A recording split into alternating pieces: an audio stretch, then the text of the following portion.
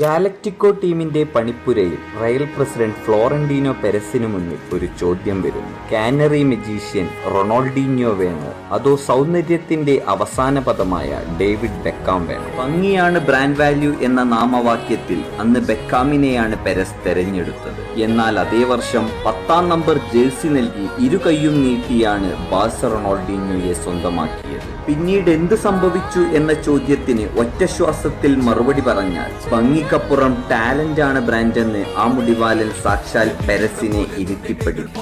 El Clasico അത്തായത്തിന് സാന്റിയാഗോയുടെ മണ്ണിലേക്ക് വന്ന് പെരസിന്റെ ഗാലക്റ്റിക്കോ ഓറയെ അവൻ ഭസ്മമാക്കി.